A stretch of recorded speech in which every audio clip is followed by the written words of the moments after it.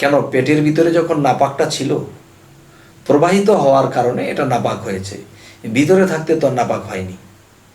তাহলে মূলত নাপাক যে বিষয়টা, যে একটা নাপাক বলা হয়, যেমন শরীরে ধুলা ময়লা বিভিন্ন ময়লা লাগছে, আমি পানি দিয়ে ধুয়ে ফেলেছি, কিন্তু দেখা যায় যে আরেকটা ময়লা আছে, সেটা মানুষ যখন অতিরিক্ত কোনো পাপ করে, সেই পাপের ময়লা এই আত্মার মধ্যে লেগে থাকে।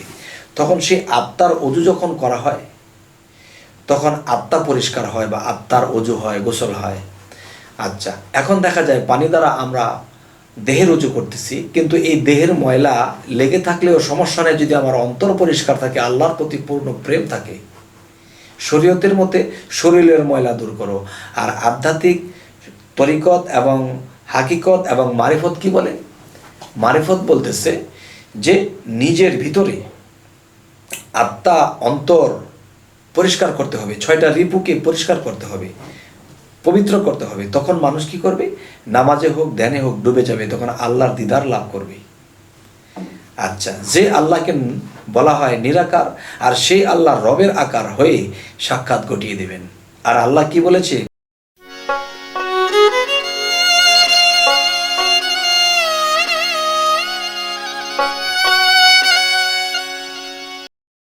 হে জগতবাসী, আজ আপনাদের সামনে একটি আলোচনা নিয়ে আসলাম। আশা করছি সকলেই ভালো আছেন। তবে সে আলোচনাটি হলো যে মানুষ একটি কথা বলে থাকে যে যে কোনো স্থানে বা যে কোনো অবস্থায় নামাজ পড়া যাবে না, আল্লাহর ইবাদত করা যাবে না। তবে আমি আজকে যে কথাটি বলবো, এই কথাটি সম্পূর্ণ ভুল ধারণা, এবং যারা এই হাদিস বা এই গ্রন্থগুলো লিখেছেন তারা হয়তো বুঝিয়ে বলতে পারেন নাই। তো আজ আমি এই কথাগুলো বলবো যে যারা বলে যে সব জায়গাতে আল্লাহর ইবাদত করা যায় না, নামাজ পড়া যায় না, এই কথাটি ভুল। কীভাবে ভুল? যে আল্লাহ যদি বলে থাকে যে আলা কুল্লি শাইইন কাদির, আমি সর্ববিষয়ে সর্বশক্তিমান, এবং যদি বলে থাকে যে আমি সর্বময় বিরাজিত, তাহলে সর্বময় যদি বিরাজিত থাকে, তাহলে যে বাথরুমের মধ্যে যে কিরাপোক আছে, সেখানেও যদি যে স্রষ্টা নামক একটা বিষয়, যে আল্লাহ বলেছে আমি বায়ুর সাথে ভ্রমণ করি, এবং বাতাস কোন জায়গাতে নেই, সর্ব জায়গায় আছে, এবং প্রত্যেকটা প্রাণী বাতাস শ্রবণ করে, বাতাস ছাড়া বাঁচতে পারে না। তা বাতাসের সাথে যদি স্রষ্টা মিশ্রিত থাকে, তাহলে একটা কীট পতঙ্গ, এটা যত ময়লার মধ্যেই থাকুক না কেন, এর মধ্যেও কিন্তু বাতাস প্রবাহিত, আর যেখানে বাতাস প্রবাহিত সেখানে স্রষ্টা আছে। তাহলে যেটা বোঝাতে চাচ্ছি যে আমরা যে কোনো অবস্থায় যে কোনোভাবেই আমরা আল্লাহর ইবাদত করতে পারবো। যেমন একটি কথা বলে থাকে যে মানুষের যখন নাপাক প্রবাহিত হয়, তখন এগুলাকে ধুয়ে মুছে গোসল করা ছাড়া, উজু করা ছাড়া আল্লাহর ইবাদত করলে হবে না। আর আমি বলবো যে আমাদের দেশে অনেক মাজার আছে, অনেক পাগল ফকির আছে, এদেরকে দেখা যায় তারা ড্রেনের মধ্যে বসে তারা পোকা জোগা খাইতেছে, এবং দেখা যায় সে ড্রেনের মধ্যে বসে এই গড়াগড়ি খাইতেছে। কিন্তু দেখা যায় এমনই এক পাগল, যাকে যা বলে দেয় তাই হয়ে যায়। এবং দেখা যায় এই পাগল যখন মৃত্যুবরণ করলো, তখন তার কোত্থেকে মানুষ আসলো, তার রওজা হয়ে গেল, তার বিশাল মাজার হয়ে গেল। তখন মানুষ এই মাজারের মধ্যে বলে কি যে হে আল্লাহর ওলি, আপনাকে উসিলা করে আল্লাহর কাছে একটা জিনিস চাইলাম, আপনার উসিলা যেন আল্লাহ আমাকে এটা দেয়। দেখা যায় নিঃসন্তান সন্তান পাইতেছে, মানুষ বিপদ মুক্তির জন্য বললে বিপদ মুক্ত হইতেছে, তখন দিন দিন এটা আলোকিত হইতেছে। তাহলে দেখা যায় এই লোকটা আল্লাহর পাগল ছিল, সর্বদা তার কালবের মধ্যে আল্লাহ নাম চলছেই, আর দৃষ্টিতে তার নিরঞ্জনকে সবসময় সে দেখতে পাচ্ছে, এবং একা একা কথা বলে। একটা মানুষ যখন একা একা কথা বলে, তখন আমরা ভাবি যে লোকটা একা একা কথা বলে, লোকটা মনে হয় পাগল। আসলে একা একা কে কথা বলে? নিশ্চয়ই তার সামনে কিছু দেখতেছে, কাউকে দেখতেছে, যা আমরা দেখি না। তখন কাউকে দেখে সে তার সাথে কথা বলে, একা একা হাসে, তাহলে যিনি নিরঞ্জন, যাকে নিরাকার বলা হয় আল্লাহ, তিনি আরেকটা নাম আছে নিরঞ্জন।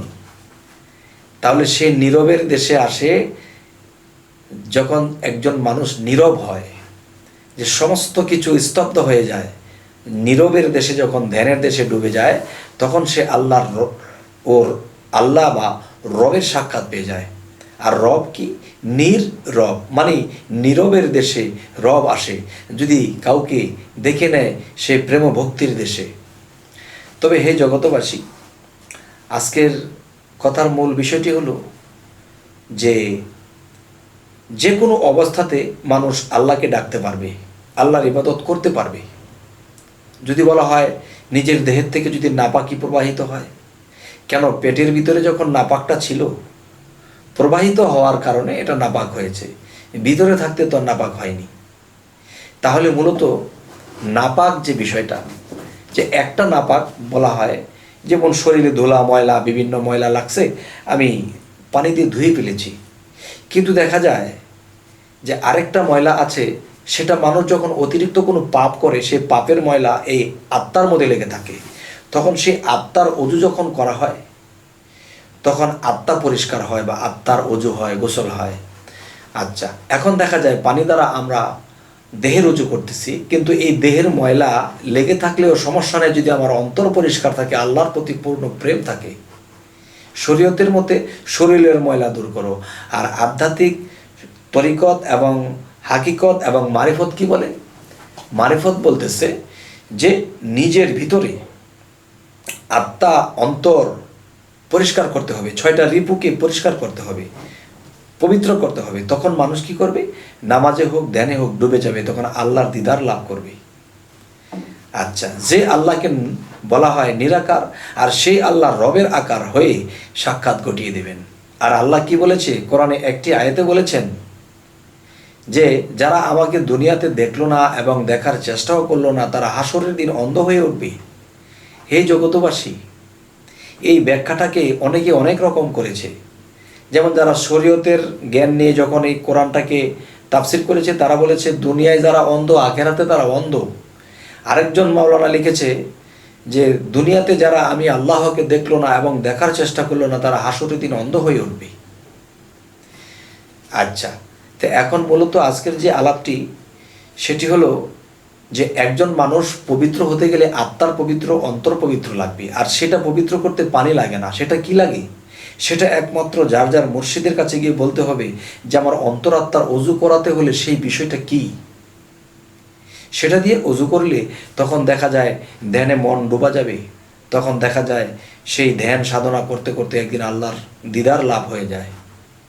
হে জগতবাসী, আজকের যে আলোচনাটি এ কারণেই করা হলো যেন মানুষ বুঝতে পারে যে মূলত নাপাক মানুষের পাপ করতে করতে আত্মা নাপাক হয়ে যায়, বাহিরের ময়লায় আসে যায় না। এটা শরীয়ত বলতেছে বাহিরের ময়লা সাফ করো, না হয়তো আল্লাহর ইবাদত হবে না। কিন্তু মূলত অন্তর যার পরিষ্কার হয়নি, সেটাকে পরিষ্কার হলেই অজু হলো, আর অজু গোসল যখন হলো তখনই সে নামাজে ডুবতে পারবে, তখন কোনো একদিন ধ্যানে ডুবতে পারবে, কোনো একদিন আল্লাহর সাক্ষাৎ ঘটাতে পারবে। হে জগতবাসী, আজ এই আলোচনাগুলোই করে রাখছি। সকলেই ভালো থাকবেন। আমাদের এই চ্যানেলের কথাগুলো যদি আপনাদের ভালো লাগে, সাবস্ক্রাইব করুন, আমাদের পাশেই থাকুন। আজ এই বলেই রাখছি, আল্লাহ হাফিজ।